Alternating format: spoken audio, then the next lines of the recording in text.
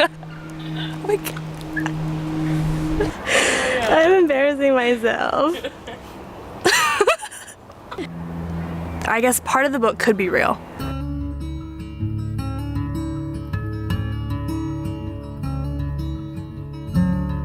You know, what I've seen from it, people are fascinated by this story of true love, that they're looking for something like this that is true and that it expands. Like if you look through the entire series, there's so many trials that Bella and Edward go through.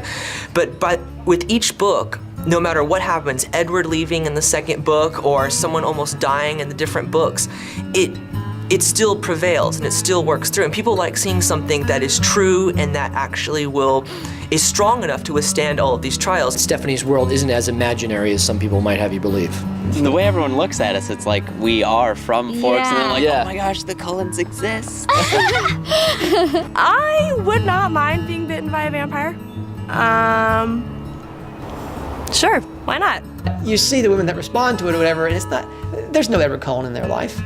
They'd be like if there was a Jacob Black noble savage in their life, and the second best thing you can have, you can't have God, you can have this nice guy. But they do have this longing for the light of the world, this thing which is in their own heart. They want to have this sacrificial relationship.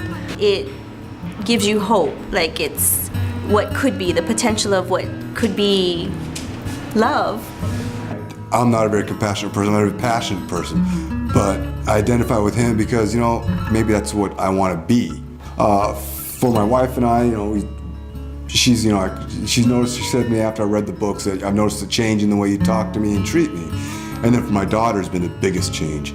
As girls grow up, they spread away from their father, you know, and there's not much in common. Well, with us, they brought us together. It's actually driven us closer.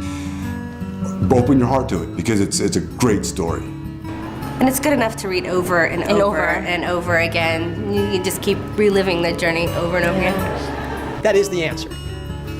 They're making those choices with her. They're going through this catharsis with her, and they're having this divinization experience. They're becoming these vampires or creatures of light, if you will, along with her. And so they're having basically a apotheosis or becoming gods themselves. I was listening to some of the women here talk about how they read the book and they could do nothing else. They couldn't take care of their children. They couldn't cook meals for their husbands. They couldn't go to work or this and that. They simply had to read these books because in this idea of the divine love that they were experiencing, it totally consumed them. Well, literally they described it almost as if they were making an altar call. It's the drive of why you come to Forks, you want to get in touch with it. You want to hold on to that dream. She shares a dream with you and you just want to keep going on that journey with her. I think it speaks to the depth of their experience inside the books. I think there must be some sort of Eden, and that Forks must be it, because this is where I've had this experience in stories in Forks. There's a real world Forks, I have to go there. And then when they come here, we were in the Push last night with the group, looking out at St. James Island and stuff, and literally, people, to use Harry Potter language, they were gobsmacked. It's just a natural beauty of the place. They literally were almost trembling at this kind of majesty, natural majesty. I heard one person say, you know, God does some great stuff. I thought, well, that's, you know, evangelical speak, whatever, but still, I think everybody had that same thought in their heart. This is almost too beautiful to be real. That's what I think people have when they come here. They come here because of their experience in the book.